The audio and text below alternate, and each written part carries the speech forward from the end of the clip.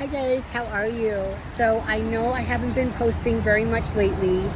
A lot has been going on and sometimes I'm just not 100% well enough, or I don't have that motivation from within that I usually have because I'm trying to take care of my health in such a short period of time, because it's like a lot of questions and concerns, and I sometimes get anxiety about it because it's like very like scary. But I have to say that thank goodness I'm finally finding a good team of medical staff to assist and help me and maybe narrow a few things down. But the best of all is the plastic surgeon that I have known for a while, but regardless of all that, you know, he is a wonderful plastic surgeon, but human being. You know, a lot of times we have so many things that are going on wrong with us, and we're so anxious to get certain things done for certain reasons, like photo shoots that are coming up and just timelines, and just because we want. And he basically slowed me down a whole lot. It was very difficult, it was challenging, but I have to respect and agree because he's a professional and he knows what's best and he cares. Okay, so this morning I received some good news, great news. And it was like a good morning sunshine because the news is that I do not have cancer, like cancer cells, tumors, lymphoma in the breast region, which means I can move forward with surgery coming up soon, and I'm very excited. But there's a few things that, of course, I have to have open communication and express how I feel, sometimes on a daily, because there's other situations in regards to health that is taking place. And, you know, you have to be honest with your doctors.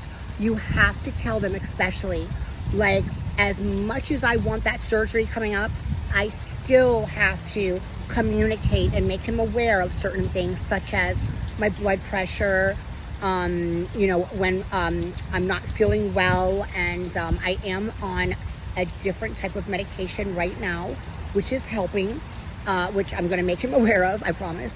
And I just have to, like, you know, contact like a general surgeon in regards to the mouth. That's another rare condition, and I have to see if that has any type of effect or if that's a concern for during our surgery on the 10th. Okay, coming to the closure now. So with all this going on and like all this turmoil going through my mind and being scared, intimidated and not sure, and just not feeling well and not being able to be myself and do the things that I enjoy doing, you know, it's just getting to that place, that healthy place once again. And I'm hoping and I've been praying that once the implant comes out and the seroma and everything is cleaned and replaced, that will be the reason why, because it's a foreign object, you know, my body's seeing it as something foreign, and that's a very big deal too. So I'm very grateful. I appreciate so much of the entire staff there at Elite Plastic Surgery, is, I mean, just wonderful. And also, I have to say, I spoke with a very sweet girlfriend last night on the phone, and she helped me a lot too. And just remember, like, the energies and spiritual, and knowing that I'm going through so much growth this past year, and rekindling the trauma that I've been through my entire life. And that's another reason why the autobiography is not complete right now, because I had to stop for a while, but now I'm going back into it because I have to. And I realized so much this week too.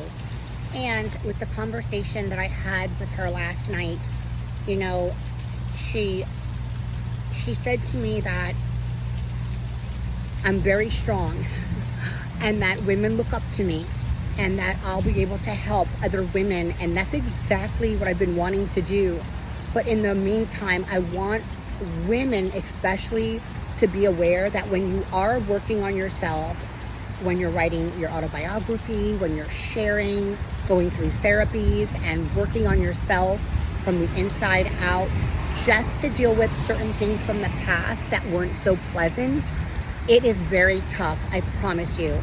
And I'm not trying to intimidate or scare you, but it's going to hit you times 10, and you might not be able to handle it properly, and you might need to talk to somebody about it, and you might need to distance yourself from everyone like I have done in order to deal with certain things and to able to see life and a future that I want for myself instead of what I've had in the past.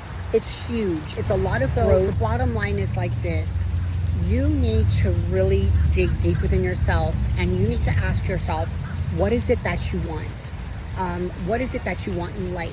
What is it that is going to provide you to feel content on the inside out and be able to be the person that you want to be and reach the goals that you would like to reach in order to feel like you've achieved purpose in your life? And some people achieve it earlier than others. I am trying to achieve it right now, and I know exactly what I want to do. It's a lot of giving back. It's just me.